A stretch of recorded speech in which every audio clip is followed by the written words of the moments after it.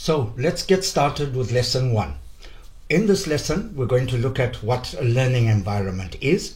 Then I'm going to do a tour of Moodle, specifically looking at areas where plugins can be used to extend the functionality, and in particular, those areas that we will be developing in this course.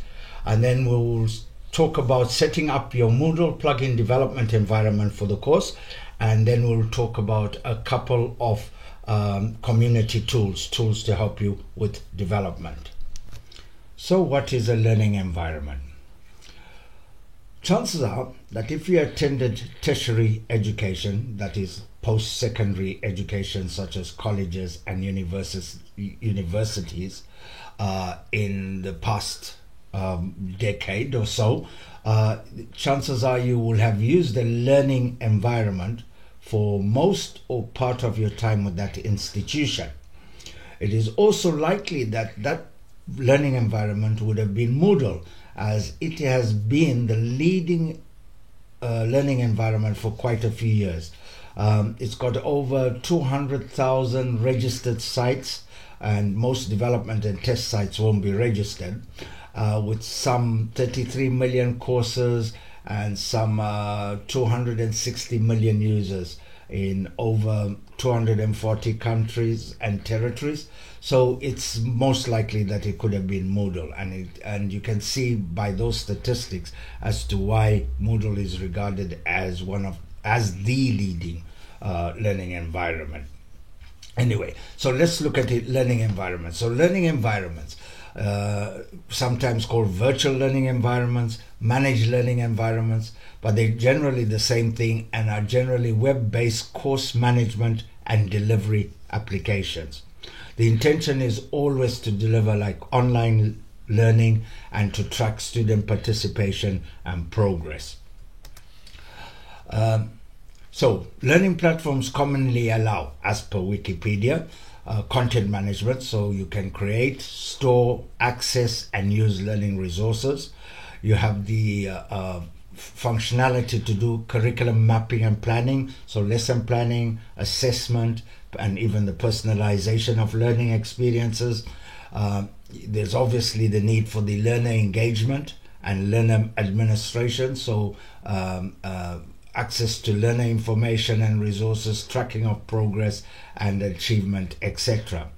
And then obviously in that there's the need for communication and collaboration, such as email, chats, wikis, blogs, etc.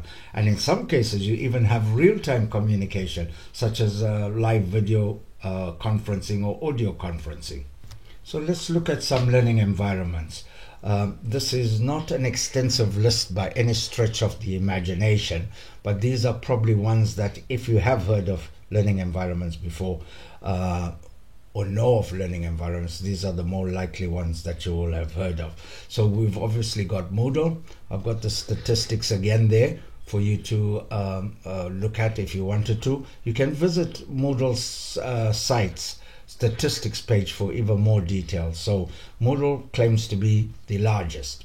Okay, then we've got Blackboard Learn from Blackboard Inc., based in the United States. It's possibly the biggest of the commercial learning environments out there. They bought quite a few smaller companies, smaller competitors over the years, and eventually actually bought Moodle Rooms, which was a Moodle partner at the time, and developed an open source cloud-based solution, which they branded as Blackboard Open LMS, which they later sold. And they sold it to the UK's Learning Technologies Group, which then rebranded the cloud Moodle as Open LMS, and actually bought another one of Moodle's large partners, eThink Education. So Open LMS is actually Moodle under the hood as a cloud solution. Frog Learn from Frog Education is a UK-based company and has several USA sites and some presence in the Far East. Not so sure about how much more they've spread out, but it basically strong in primary and early education areas. Right. There are learning environments that are more aimed more at the professional development market rather than the education market as such, so training rather. And there's a few of them here. Kaleidos Learn from Kaleidos Limited, which is a UK company. Absorb LMS, I think that's in the United States. We've got Totara Learn from Totara Limited, I think it is. It might be a different name for the company itself. Totara Learn is a Moodle-based LMS that was then extended for the professional development market, and then they've kind of split away from Moodle. The code base is very similar still, but they a few years back they said they were going to move completely away from the Moodle-based code base. But so far, as far as I know, not much has been done to move it away. And there are usually a few versions behind the Moodle that's actually available.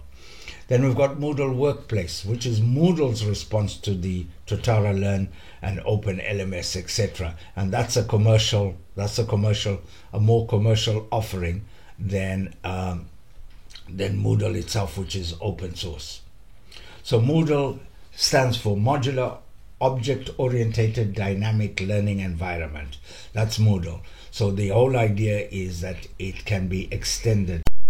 I'm now going to do a tour of Moodle to highlight the areas that can be extended by plugins.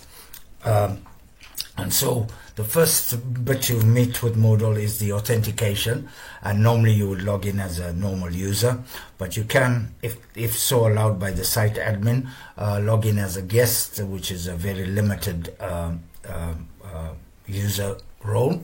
And some sites will actually allow anonymous users to browse some parts of the site. But in most cases, you'd be wanting to log in as a user. Now, I'm going to log in as an administrator, as a site admin, which gives us access to all the areas that that I need to show you. But in most cases, you would log in as a normal user. And so, as a normal user, once you're authenticated, you have a very low role called authenticated user, so not very much you can do apart from your own area, which is like this dashboard is the user's home page, and we have a site home, which is the home for the site, and then your navigations. You have two sets of navigations mainly. The user navigation, which is up here, which gives you access to things like your profile, your grades, etc., preferences, etc. And plugins can actually add stuff to this into this navigation, as well as the main navigation here.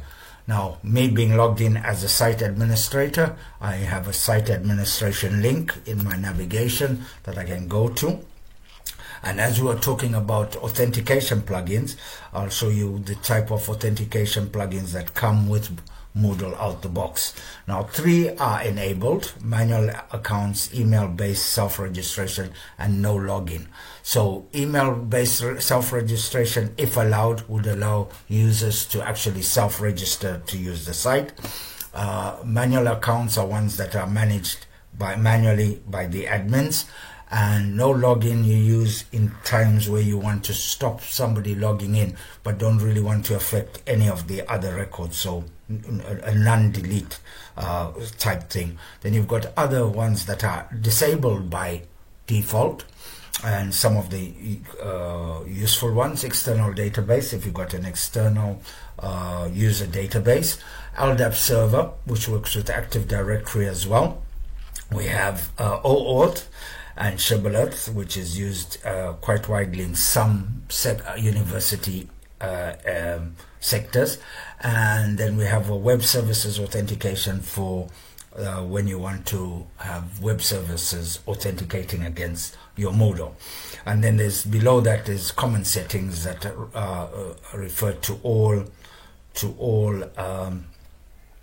all authentications, things like allowing guest login, number of concurrent logins, things like instructions, etc., etc. So that is the authentication plugins. So we're talking about users, and if we go across to users and look at roles, as I said originally, we were once logged in, you are basically an authenticated user, and that doesn't give you much rights apart from maybe messing around with your dashboard really and your profile. There's a special case for authenticated user on front page, but the rest of them are generally the default roles that are available.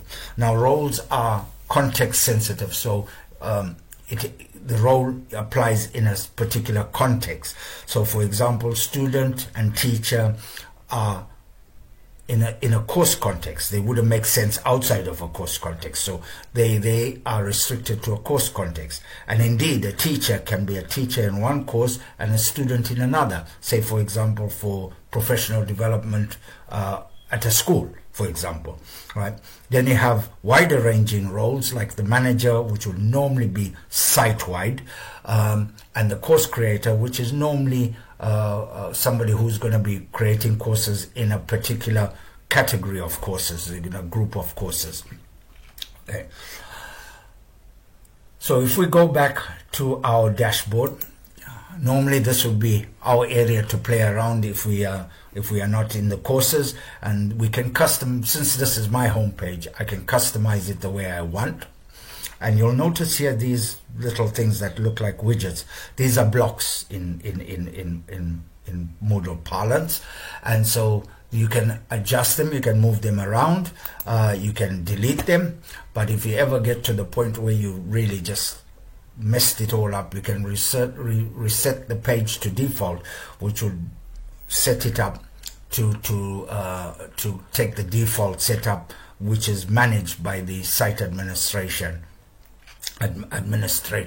So, and what can you do with that? You can add blocks, so you can add other blocks. So Moodle out the box comes with quite a lot of blocks. Some of them are already on our page, like calendar, etc.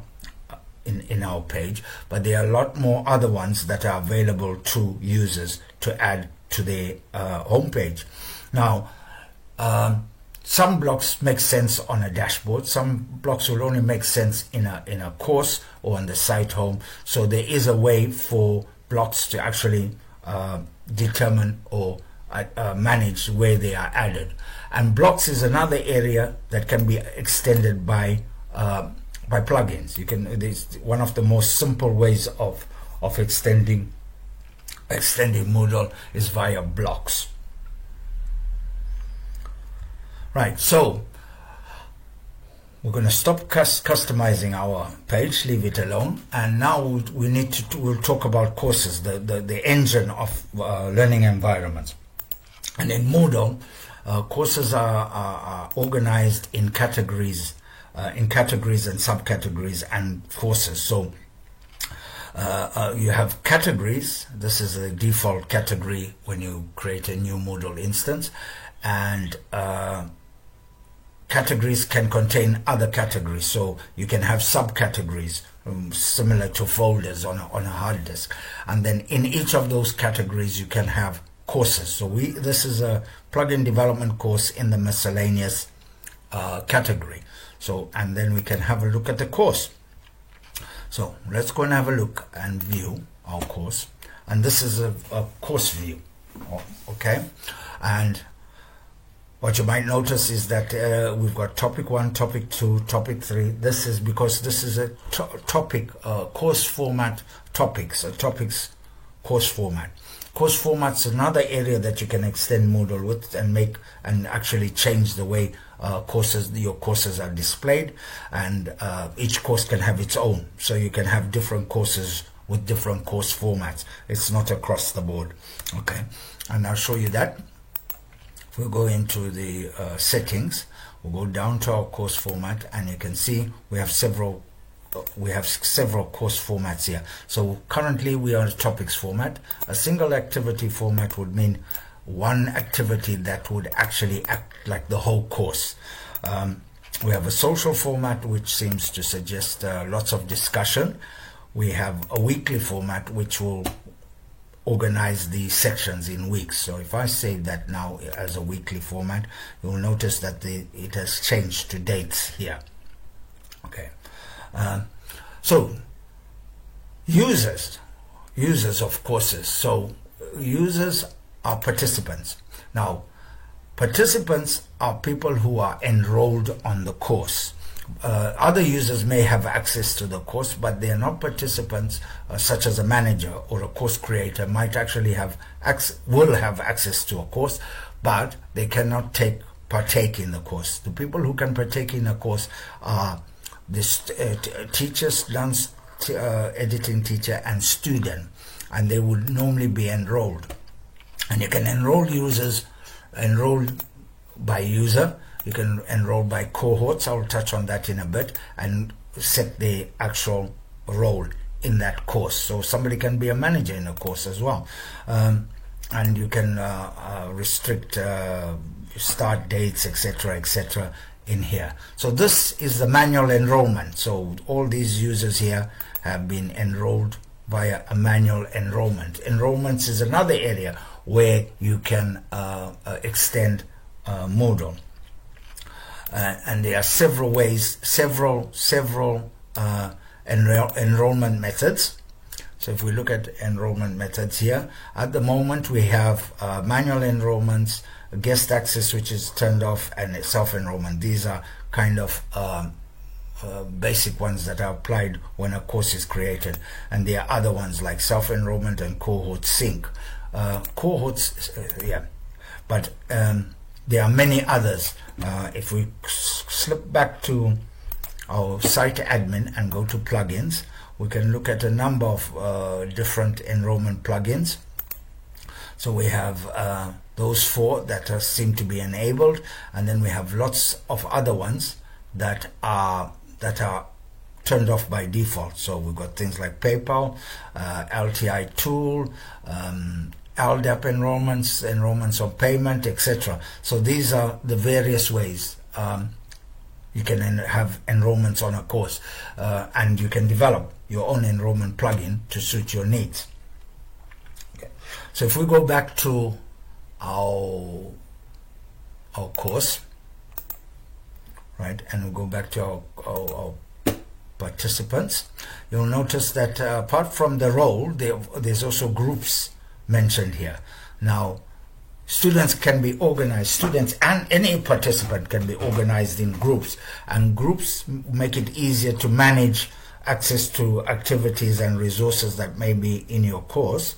And if we look here, in this course we have 3 groups with 10 people in each group, okay, and these are basically groupings of students. And then we have a concept of groupings, which is basically a group of groups. So this high-level maths grouping has 2 groups in it, group 1 and group 2, and you can manage access to activities and what have you with the groups. There is another way that groupings work in Moodle, right, and that is via cohorts, and cohorts are at a higher level than the course, and so we have them here. And cohorts come in 2 flavors, right? Ones that are system cohort, which is site-wide. It's available all throughout the site in all different places. And then we have ones that fit into course categories. Our miscellaneous category there has a cohort, and so courses in that category will be able to enroll people in this cohort. Right. And that allows you to manage long lists of users in one go, rather than trying to do it all singularly, right? So if we go back to our course, we'll now look at the activities, what you can actually add to a course. So I mentioned the announcements, which is basically a forum to announce news. And if we turn editing on, you can see you can add an activity or a resource. So here we have activities. Activities are resources that the user interacts with, and usually will involve completing, grading, etc., etc. And then you have resources, which are like static files, folders, URLs, links, etc. And if I want to show you something else while I'm here, is that if I come into here, the file, add a new file, I'm going to upload a file. If I click here, I get what is called the file picker. And along down here, we have a list of things. So these are files that are on the system that have been uploaded onto the actual server itself. We have recent files, which is like a pseudo, files that you've just used recently. Then we have an uploader file, URL downloader, things like Wikipedia. These are called repositories. And Moodle ships with a lot of repositories, and you can create your own repositories as well. And I'll show you repositories now. I'll just turn off editing here, right? And we'll go to Site and go to Plugins again. And we have a look at repositories. So we come down here and we have repositories, and as you can see, there's several there. Embedded content bank, which you saw in the file picker. Content bank, server files, recent files up. These are the ones that are enabled and visible, right? Then we have others that are disabled by default. So you've got Box, you've got Dropbox, you've got Equella repository, Google Drive, Flickr, OneDrive, and even YouTube. So these can be enabled, and users can actually add them as a resource in their courses. So going back to our course, right? We then look at what happens. What's the difference between resources and activities and what have you. So we'll switch on editing, and we'll edit our assignment, which is an activity. So assignments is one of the activities, and with the usual stuff. So with assignments, with activity modules, you would have availability. So you have things like allow submissions, when's the due date, etc. Then you have submission types, so types of submissions that will be accepted. Now each activity might have its own settings. So for example, this is an assignment, so you have submissions, and submission types can be extended with a plugin as well. They are called sub plugins because assignment is the main plugin, and you can develop a sub plugin that plugs into assignments yourself with a plugin. And the same is true of feedback types. So you can have different feedback, how the teacher or the instructor can feedback on the submissions that have gone. So we've got some submission settings there. Whether we're going to allow group settings, group submissions, etc. So is it a group assignment, a group what have you. Other interesting thing is grades. Feeds into how you complete the activity. So you can have grades issued for the activity. Common module settings. All modules will have these settings. Not only, well, all modules. Modules are activities and resources. If you want to talk specifically about activities, you say activities. Specifically about resources, you'd say resources. But if you want to talk about them both, we refer to them as modules. So we have here common modules, which will appear for all. You can restrict access, and then interesting thing, activity completion. Activity completion feeds into course completions, and so you have things like no activity completion. The pupil can mark themselves as having completed the activity, or you can set some conditions. So student has to view it, student must receive a grade, or student must submit what have you, and you can restrict it by date. So that's an activity completion settings, and then you have competencies that basically feed into the kind of reward system and the badge and what have you, in terms of completions. Then we have a resource. To just have a look at the difference between a resource and an activity. So you don't have that business of when it appears, etc. This is specific to this particular, which is a URL resource. So embed it, open it in another window. Any variables you want to pass through to the URL. Right, then you have your common module settings. Note only 2 things instead of 3 like we had in the other one, and then we have the same thing, activity completions. See, must view whatever you see the changes depending on what you, and then again our competencies. Right, then we and so we have things like badges and the certificates as well that can be used to reward participants for finishing off the course. So then we go across here and we look at the course completion. So after they've completed, you can set different conditions to mark a course as having been completed, and again that will feed into competencies and what have you. So you can have any of the conditions or all the conditions need to be met. And here we have the assignment. So that person would have to complete that assignment for for them to be recognized as having completed the course. And normally you'd have a whole list of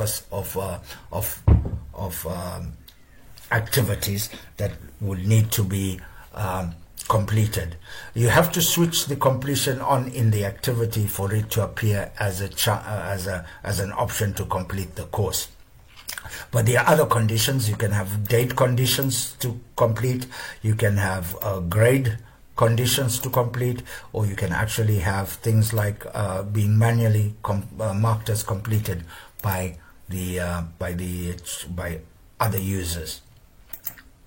And one you can also self-complete if allowed. So that is the course completion. So you complete your activities, you're then marked as having completed your course, and then the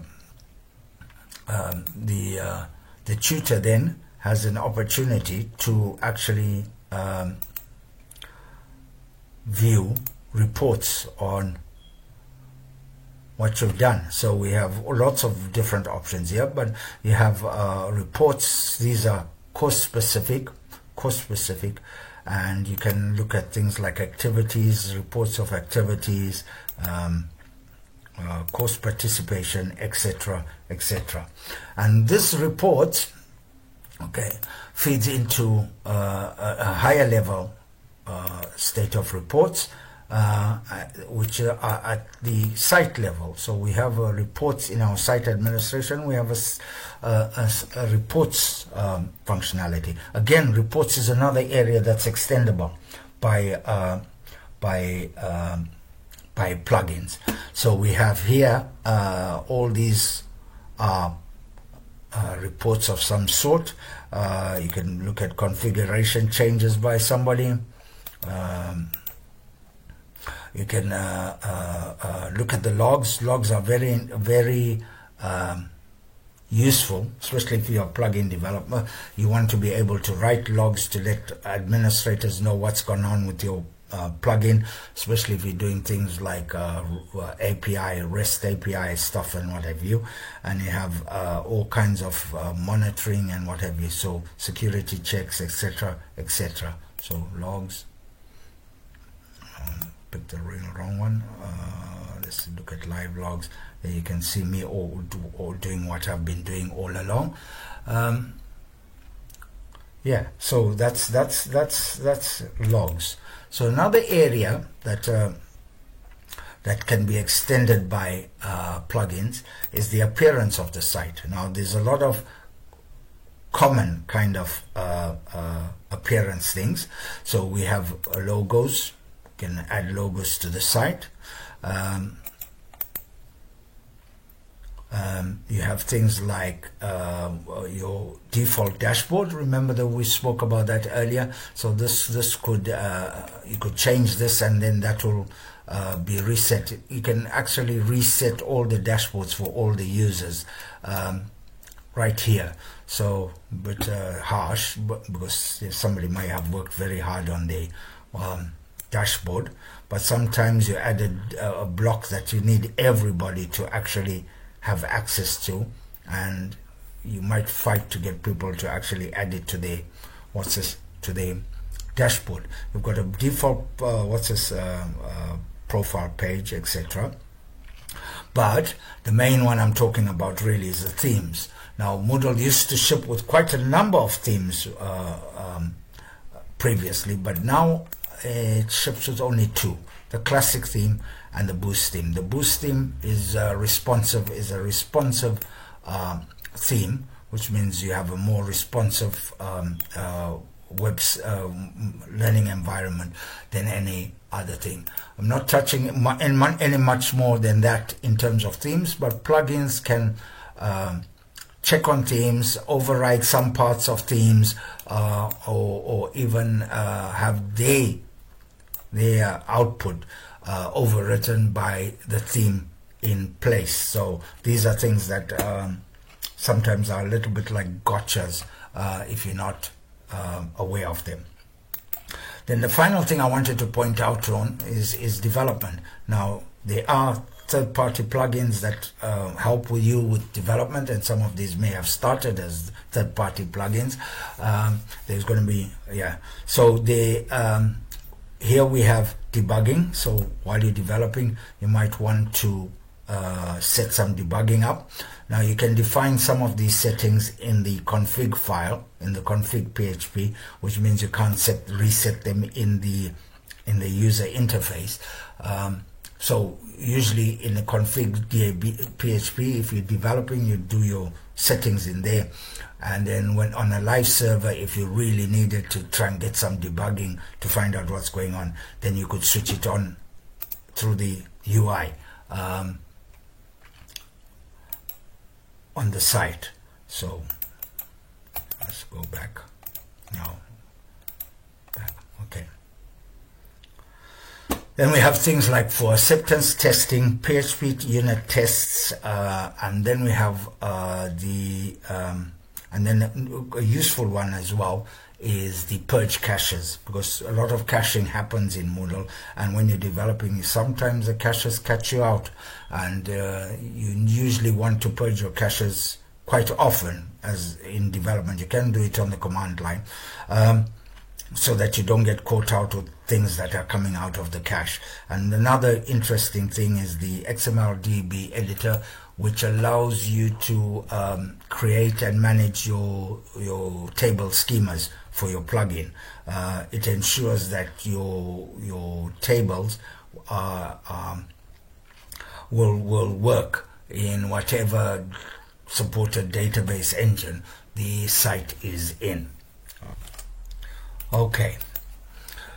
Now there's obviously many more other plugins that can be developed for Moodle. A quick glance through here, we've got all kinds of activity modules, admin tools, antivirus, availability restrictions, caching, custom fields, document converters, logging, media players, question types, repositories, and text editors. So there's quite a few, but this is where we're going to leave our tour. I think we've covered the major, or the major areas that you would most likely be expected to be developing plugins for. So now we are going to look at setting up our development environment for the rest of the course, and we're looking at the Moodle documentation. The link to this page will be in the lesson as usual. And so let's have a quick browse through this. Now, I'm assuming, being PHP developers, etc., you kind of can manage this quite easily. But we can just go through this page and get a sense of the options, etc.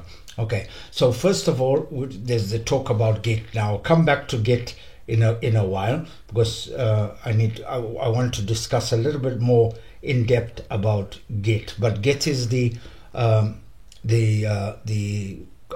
source code repository, version control, etc. that Moodle uses. It moved from CVS, I think, after when they started with Moodle 2. But anyway, let's carry on. So you then have links to documentation for each particular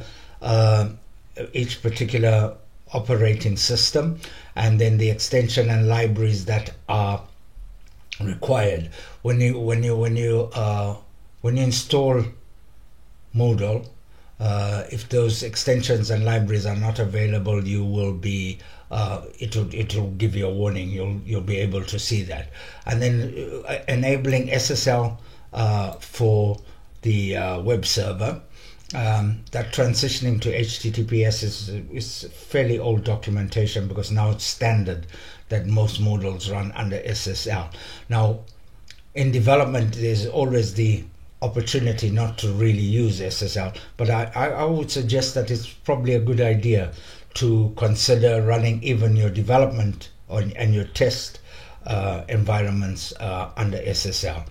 Then the databases that are supported: Postgres, MariaDB, MySQL, MS SQL, and Oracle. So Oracle seems to be losing favor here. I think before, in earlier versions, there was support for even a couple more databases, but this is where we're at the moment in terms of database support. Now, MySQL is by far, or MariaDB, since they basically the same thing, are by far the most popular databases used with Moodle. Then you've got a client which is similar to a PHP MyAdmin, Adminer.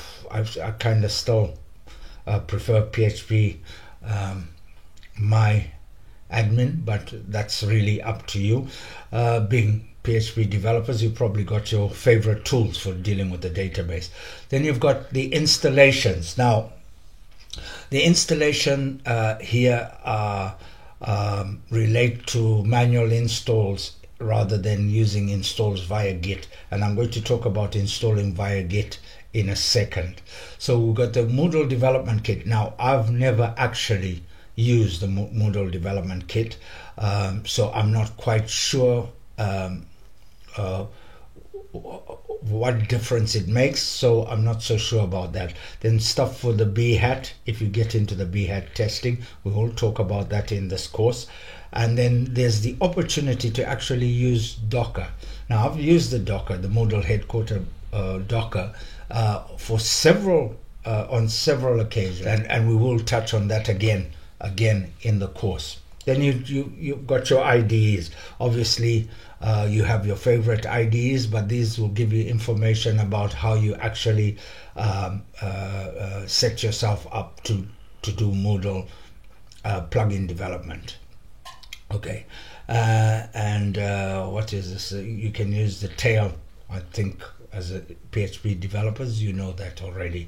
And then there's other tools that are Grunt, used for the JavaScript stuff as well, and I'm not quite sure what that other one for.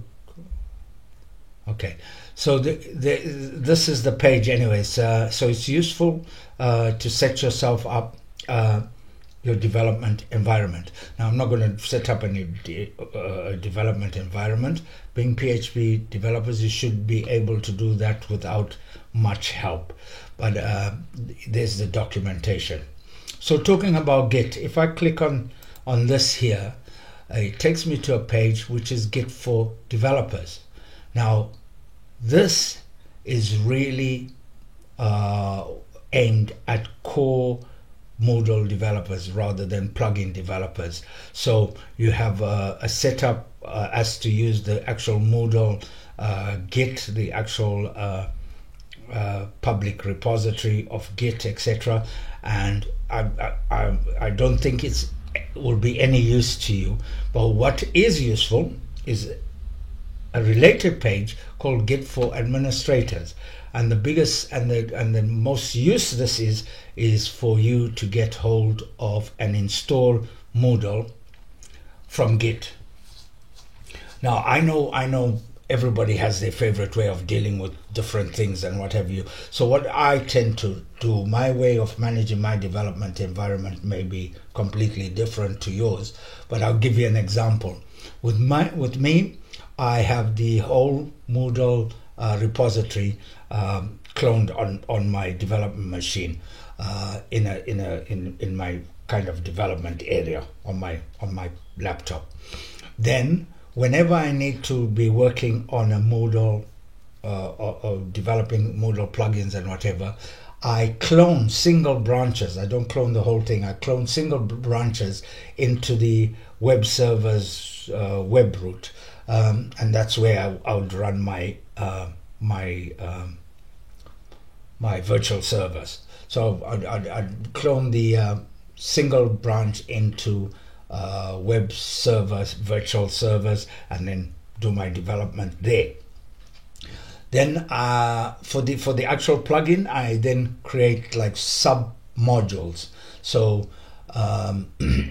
instead of trying to manage the whole Moodle base using sub modules, you can then have your own repository for the actual plugin on its own, without having to clone the whole or maintain the whole source code for Moodle in a Git repository. So that's one way of doing it, and submodules make life easier as far as I'm concerned, and I think there's a bit in here in this page about using submodules, installing and maintaining using Git submodules. So there's something that's useful. So this page, if you are setting up a development environment, as far as I am concerned, this is a much more useful page to get your Moodle up and running. Check your PHP libraries, etc., and then you should be up and ready to go. Okay, so that's that. Again, the link will be in the lesson. Then I mentioned the SSL stuff running under SSL. Now you might have your own way of doing this, setting up your own SSL. You can use self-signed certificates to set yourself up. I use this tool here, my internal CA, which with a few scripts means that every time I want to fire up a Moodle instance, I create the virtual host, I get the source code, I get a certificate, etc., all put up and ready to go. So I've got it set up so that it's easy for me. Once you have installed Moodle, you will have a config PHP file created during the installation in the root of your Moodle host. Okay, and it will have the basic settings that are required to run your Moodle. But there is another file, config-disk.php, which contains all the possible configuration settings you can have and set in your config PHP file. Now there are a number of settings that are really useful for developing, for when you are developing. So let me just quickly look for it. We'll have a look. We'll find the section. So the section is section 7 in the config-disk PHP file, and in here you will find the configuration settings to do with development. Now there's a lot of commentary in the file, so you won't be lost as to working out what each one of these things do.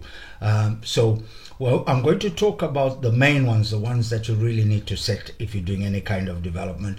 And then if you needed something extra, you could then come and have a look through there. I suggest having a look through it anyway, just to get a feel of what you can actually set. The thing is that if you do it in your config PHP file, a lot of these settings can also be done in the user interface. But if it's set in the config file, then you can't override it in the user interface. Okay, so let's look at the general config settings for development. So in our config PHP, we need to add some settings for our development server. So the first two, error reporting and init display errors, are for the PHP environment itself. And then you have specific ones to do with Moodle. So debug kind of mirrors the error reporting setting. The debug display kind of the same with the init display errors setting. So those two are kind of related. All those are related. And then another useful one is the no email ever config setting. That will ensure that you do not send any emails from your development environment. You can control that, and I'll talk about that in the next slide. Then we've got the cache.js, which is important if you've got JavaScript. Setting that to false will change the behavior of Moodle when dealing with JavaScript, and I'll touch on that again in the next slide. Then two useful ones, not necessary, are the password policy, removing the password policy so you can set simple passwords for your test users. And there's a tool in Moodle which we will use in this lesson to generate users and courses. It basically generates courses and users for those courses, and that tool generators users can have a password set in as a configuration setting. So all the users created will have that single password. Really useful if you've got like 100 or 1,000 test users on your system. Right, so other settings to elaborate more. So the first one, the email. So you can actually divert all emails to a single person or to a group of people, I'm sure. So actual users on the system. So you can divert all the emails, let's say, to the admin user. And then there's you can also divert all emails except some that can continue to go to the actual recipient. And these are just a way of controlling emails when developing. So if your plugin actually has to send out emails, you can actually see the emails that are being generated by using these settings. The cache.js, which we spoke about, and the cache template are kind of related, and they're dealing with caching in terms of Moodle caching. Otherwise, you can't consistently have to keep clearing the cache. You still have to, but this helps with issues relating to caching. The cache.js one is a little bit complicated because JavaScript is now compiled for Moodle, and since Moodle 3.8, all JavaScript is served minimized. But that setting will actually help you in debugging your JavaScript, and we'll talk about that in a lesson in this course.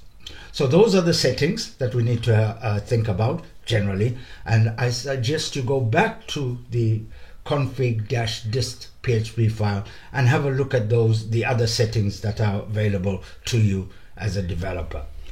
So I'm going to log in as the administrator, and then I'm going to go to site administration, and there's a tab for development, and this is a useful page. So first of all, let's talk about the stuff that we were doing with the configuration. So as you can see, you've got options here to actually use the user interface to set some of the debug stuff here. However, because it's defined in the config PHP, these are not available to me. Okay, but this is useful for when you have, let's say, a live site and you need to do some quick debugging on the live site. and you can't really set it in your config PHP for whatever reason. This is somewhere where you can come switch on debugging for a short while, then switch it off before you upset your users. Or you can put it in maintenance mode, come in, set the debugging, and then carry on with what you're doing. So this is one of the useful screens in development on the site administration. There's other things like web service test client. We'll talk about that in one of our lessons. Not very useful as it is at the moment. The other thing you will come across or be using quite a lot as a developer is purging caches. Now, purging caches is because a lot of stuff does get cached in Moodle. So if you're doing something and something doesn't look like it's changing, the danger is it might be that you'll need to purge your cache.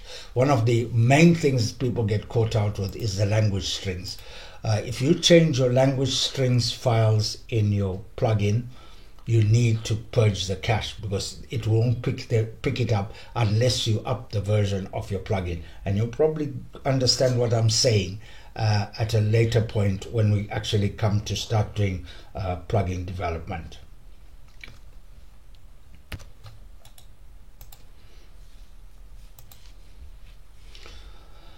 So on there, third-party libraries we will talk about in the course. Acceptance testing and PHP unit testing we will talk about in the course. We are not covering testing in this course at all.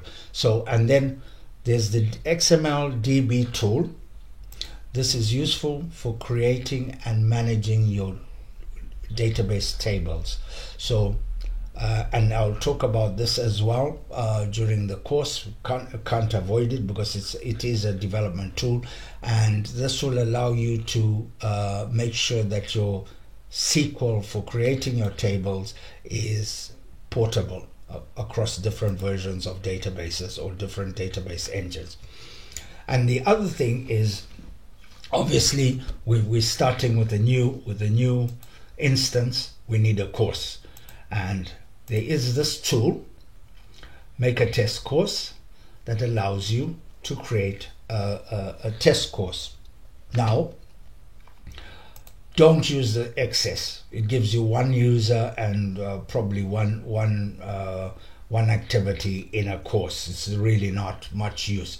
Now, I tend to use S because that gives me about 100 users, several activities and resources in the course. You could go bigger, but the thing is that the same names are used again. So what happens is if you go for a large one, you'll end up with, let's say, 10 Benjamin Ellis's, and that sometimes isn't helpful when you have to search for users, let's say for enrollments, etc.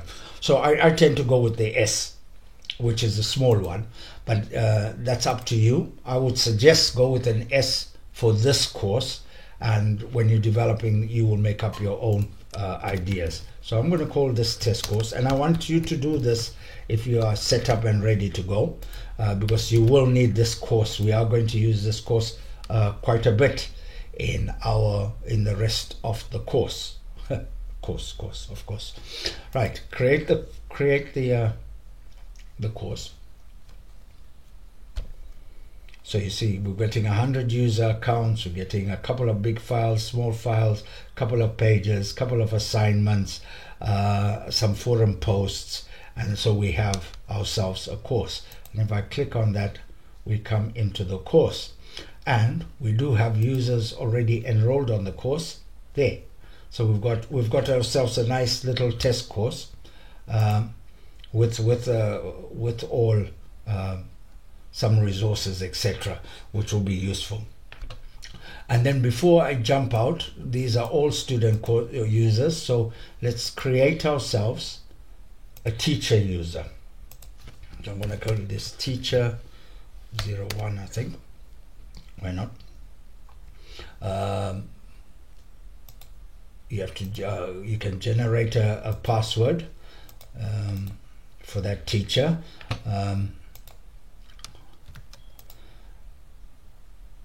You can force a password change, or you can set the password and and if you force the password change, then it goes through the whole. Don't do that for your test user, because you are going to have a problem with it. Okay, and then you can just fill in some details. So teacher, let's call him teacher 01 at Moodle 311.local, which is the domain for my server here, and then the rest of it is not really necessary. So we've got ourselves a teacher user.